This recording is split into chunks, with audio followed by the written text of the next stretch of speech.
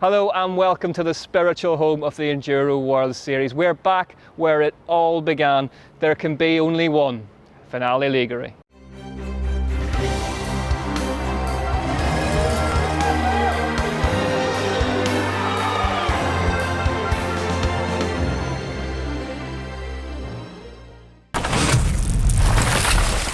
Yes, we are home. The Enduro World Series was born in the piazza just behind me here in Finale Ligure all those years ago. My name's Rick McLaughlin, and joining me this week for the Bluegrass EWS Finale Ligure is none other than our very own Rory Cunningham and GMBN's Neil Donoghue. Now, before we get too excited about the Bluegrass EWS Finale Ligure, let's remind ourselves what happened last time out just down the road in Pietra Ligure. It's been already really tough, and we have only done 2 stages, so I'm a bit afraid.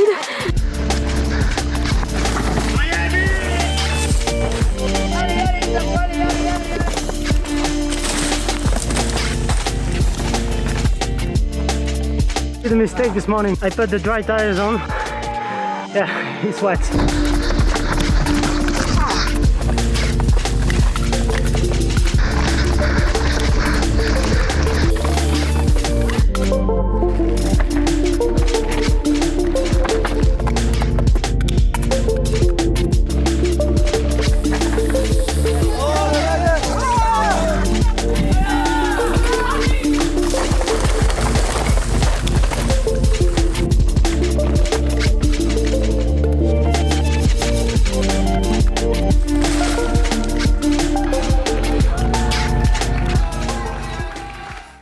Neil, what a race we had last weekend. It had it all, didn't it? Well, racing always brings drama. There was the rain, there was injuries before and during the race, and one new winner.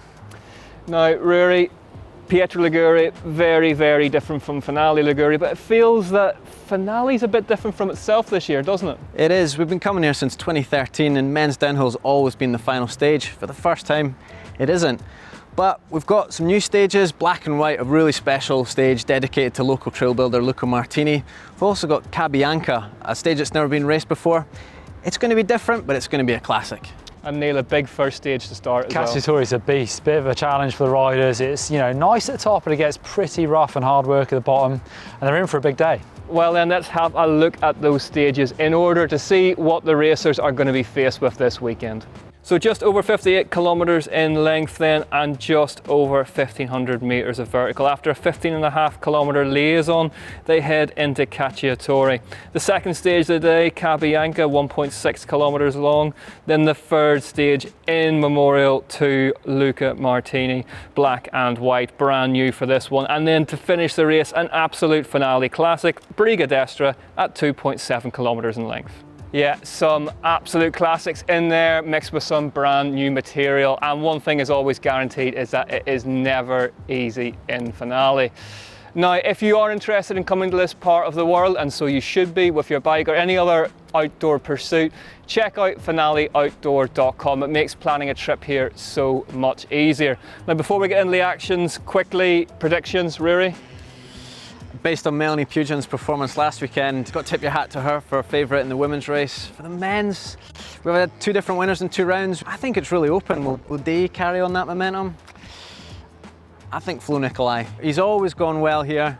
He's, the only man, the only rider to not finish as well. He's 100% record. He's finished every stage of the EWS. Neil, what are you saying? I agree, yeah, Melanie Pugan and Flo Nicolai. There we have it then. Last week I stayed neutral, and that paid dividends by the fact that who I thought in my head would win did not win. So let's dive straight in then. This is stage 1 of the Bluegrass EWS Finale Ligure.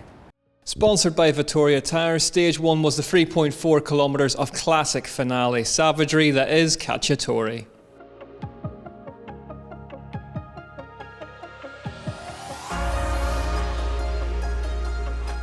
After a 15.5 kilometre pedal to the top, overnight rain had left the stage in prime condition.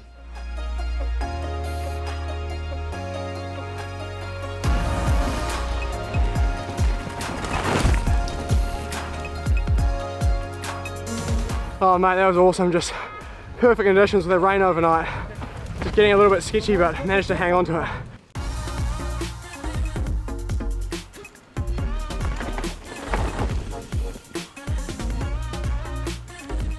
I'm battling with the light, I've actually got bad eyesight, and that was getting a bit loose for me, so trying to just stay on track. Dappled light breaking through the tree canopy made the rocky, pitted surface hard to read.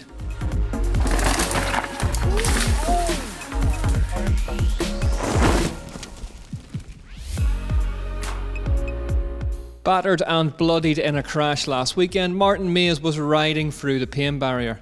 I expected my wrist to hurt a little bit more on that stage. I felt actually alright. Rode very clean. Really enjoyed that stage, you know, that's a proper enduro stage. But with stitches in his knee and an injured hand, it was perhaps no surprise to see him a little further down the order than usual.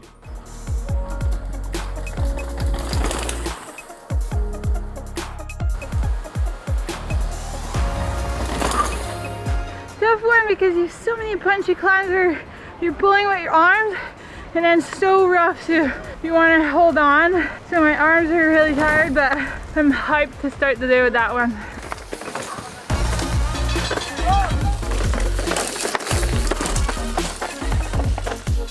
Yet again, the elite women's race was an all-French affair.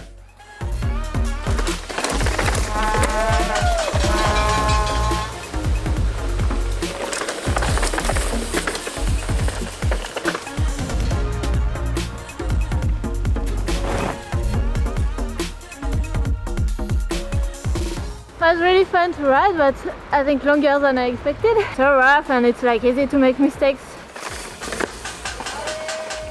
Morgane Charre took the lead ahead of last weekend's winner Melanie Poujan by an impressive 10.6 seconds. The French flag was flying high in the elite men's race too.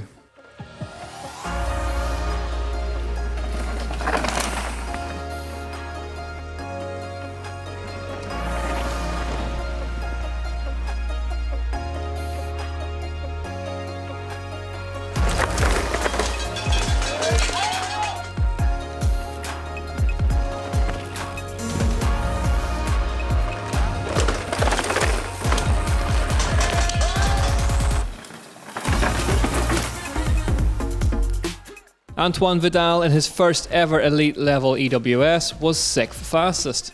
Very good for my first World Cup elite, very good.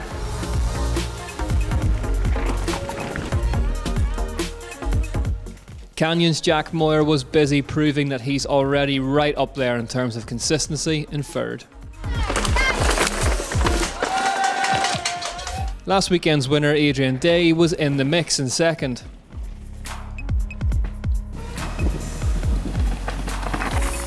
Yeah, quite a long stage, but totally dry, so really fast and rough, so it's hard for the upper body. But it was the winner of round one, Jesse Melamed, who took the stage by a colossal 10 seconds.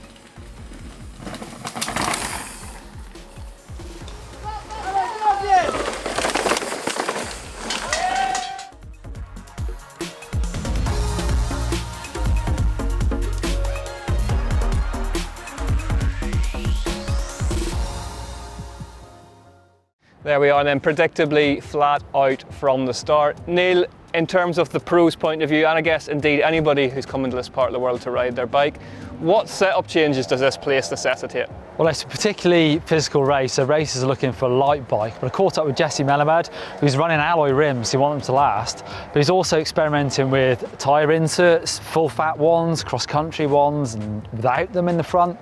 So they're trying to save weight, but they need a bike that's going to last. Rory, this place famously hard on bikes. I mean, from a racer's point of view, can you even start to think about mechanical sympathy, or is it just full gas the whole time? You can make setup changes beforehand, but when they're on the trails, they need to be 100% commitment. They can't be backing off into rough sections, they need to be going 100%. If you make any changes, it has to be in the pits beforehand. Well, that said, if in doubt, flat out, here is stage 2. Stage 2, Cabianca, sponsored by Ship to Cycle, was a firm rider favourite and again was paved with hero dirt.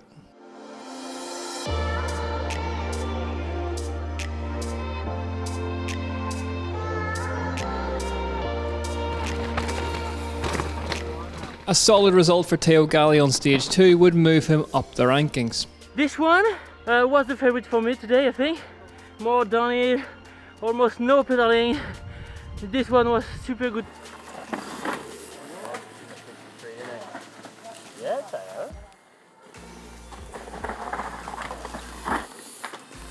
Oh man, what a track. That was so much fun. Like, it's just such a fun stage. Oh mate, that was awesome. Yeah, I'm just loving every stage today.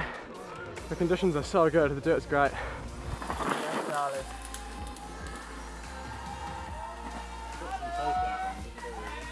Second on stage 2, Anita Gehrig moved up the rankings to take third in the overall. It's like the best day you can have in Finale. Try stride out, it's amazing. Melanie Poujan had a disaster on stage 2 and shipped 28 seconds to Morgane Charre. My chain out of the pedaling. Sorry. Estelle Charles was now up into second. The two stage was good, and I just tried to be super relaxed and super concentrated. Just for gas. Charre was untouchable on stage 2. She left the stage with a 19-second lead.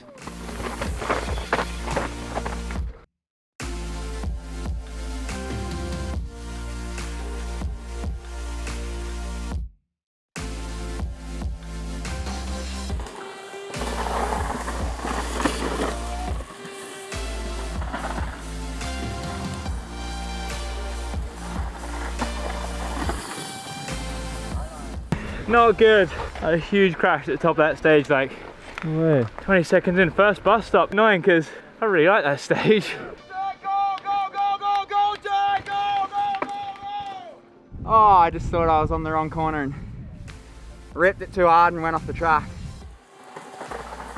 Despite that mistake, Jack Moyer held on to third in the overall. The winner in Finale Ligure, Adrian Days, suffered a puncture and then a huge crash on 2. With the puncture at the front, so then was lose it. But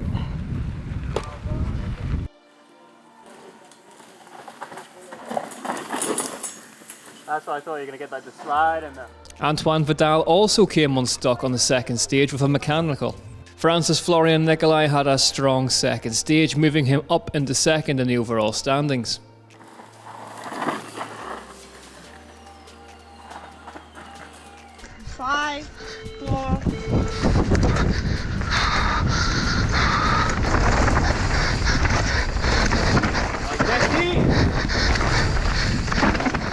My only focus on that was to ride the corners like someone who knows how to ride corners would ride them, and it worked out and it was pretty good. Like, not too many loose moments, slipped the pedal on the climb, but whatever, it was good.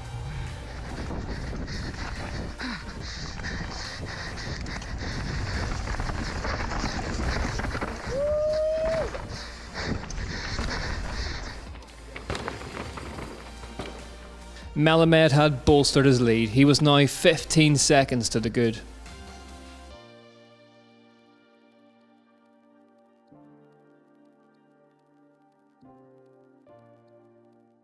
This is the last big enduro of the year. Contract negotiations are looming, presumably, for a lot of people. There's already a lot of rumours in the pits as to who will be riding for who next year. This is an important race to put yourself in the shop window, Neil, isn't it? It's critical. It's been a short season. It's the last race. It's the one that people remember. Rory? Yeah, 100% agree with Neil there. This is the last race of the season. This is the one everybody remembers. There'll be a lot of riders out of contract at the end of this year. Good performance here. It's the difference between securing a contract for 2021 and maybe having to go shopping. Right, well, let's see who's going to roll the dice then. It's stage 3. Black and White is a brand new trail finished to honour the memory of Luca Martini, a local trail building legend. It was supported by Dainese and was one of the most technical tests of the weekend. That challenge lay amidst a sea of unforgiving rocks and tight switchback turns.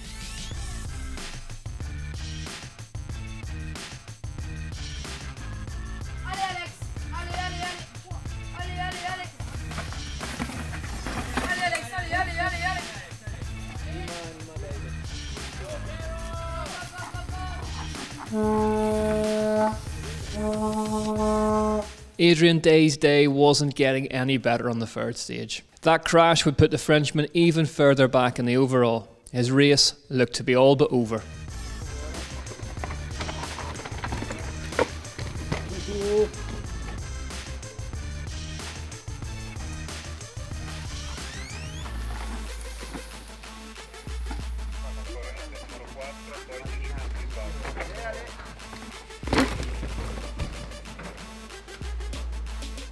Super jank, but kind of messed up the main janky corner, but I was kind of expecting it to. Man, there's so much pedaling. No, it's good. It was super tight jank, and I really loved it. Anita Gehrig was clearly enjoying herself and looked comfortable in third. Oh, it was so rough and so tight still. Yeah, I'm just trying to have a fun day because all the COVID stuff, just want to have a good day out, right? Estelle Charles remained in second. It was better than yesterday on the training, so I'm happy. But no one was getting close to Morgane Charre. The Pivot Factory racing rider was in control of the race. Yeah, that one is really technical, very short, but it's like physical at the top and then get really technical. So yeah, it went pretty good. I'm happy with my run. Are you keeping an eye on the times? Yeah, a little bit. I didn't check now, but I checked that at lunch. Pretty happy so far, yeah.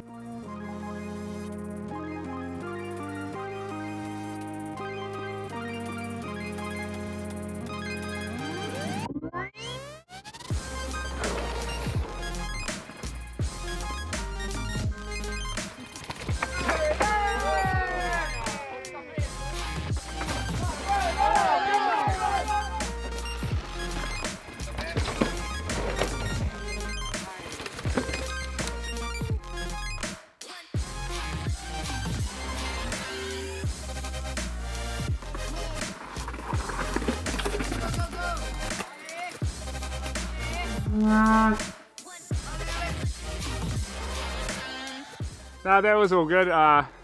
Didn't feel like I had much in the legs after a bit of a break in a pedal, and those first two were super physical, so.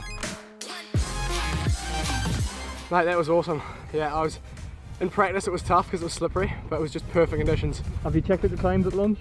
Yeah, I did. I was sitting in 5th, I think. Yeah. I was really happy with that. I'd like to say, were you happy with that? Oh, absolutely, mate. I was stoked, yeah.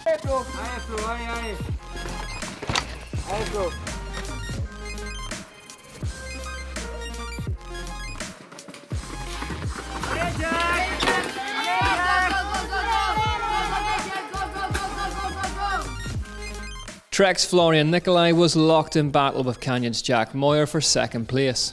Well, it was good, really short, but top was really physical. I touched one rock with my shoes and I thinking I was broken my shoes at the top, so I was a little bit no focus, but I tried to give my best. On the last tight corner was good. Last one now. Is it good for you? Yeah, good. Good day, good feeling on the bike, so I hope the last one will be good and we will see. How was that? Oh, real sketchy, hey. I stayed up, but I was like, I reckon I was out of the pedals, maybe half the track, just dabbing and tripoding like a goon. Jesse Melamed's momentum looked unstoppable. He won again on stage 3 just ahead of Dimitri Tordo and was now out front by 17 seconds.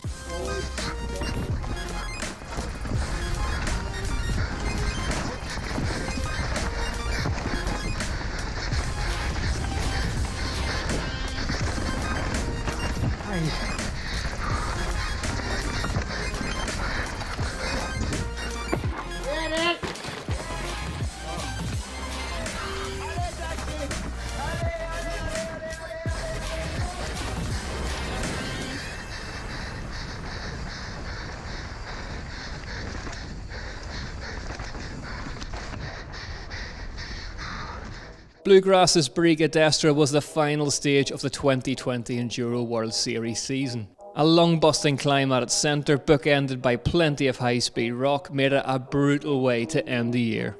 Tired limbs and knife-edge rocks seemed like the perfect breeding ground for an upset.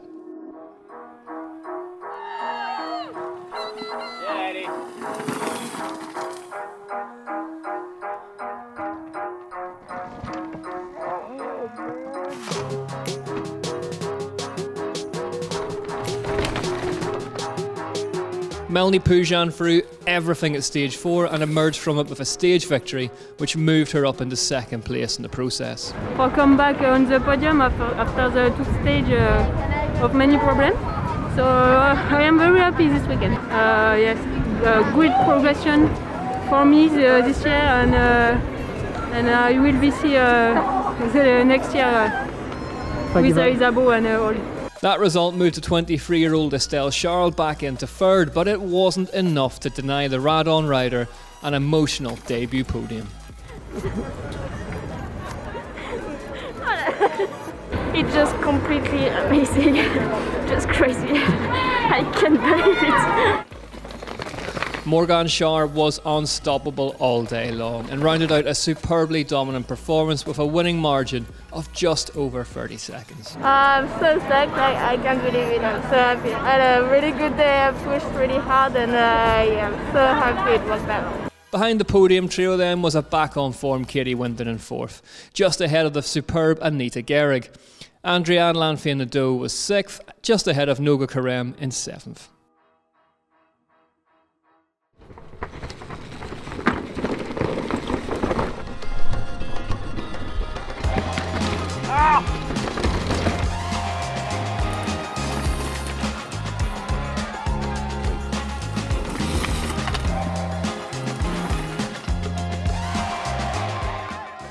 Jack Moyer secured the 3rd spot. Yeah, pretty stoked though. I was a bit pissed off after the 2nd one when I went off the track. I thought it might have been over, but had a few good ones the next 2. So nah, I'm liking, you just do a lot of riding and all the tracks are real natural and raw.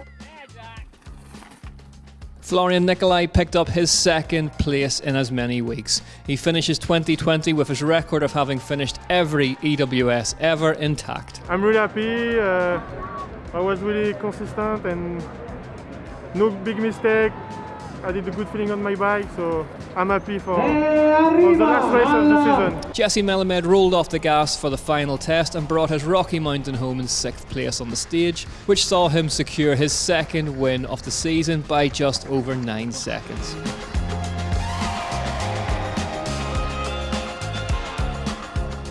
Well, I guess better, but to me the same, like a win's a win, and they both kind of feel like I rode really well, and this one I think I rode well.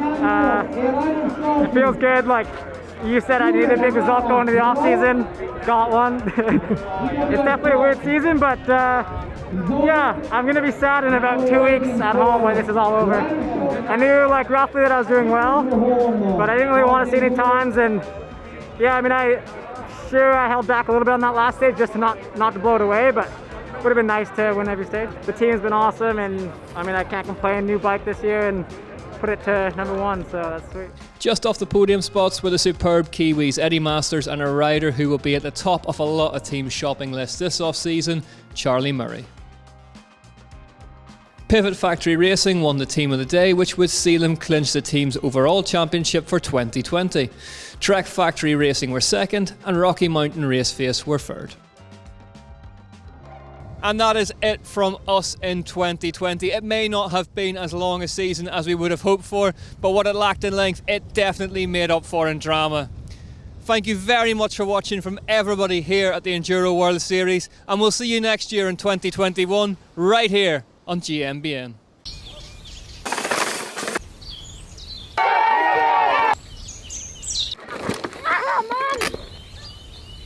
Just dabbing and tripoding like a goon.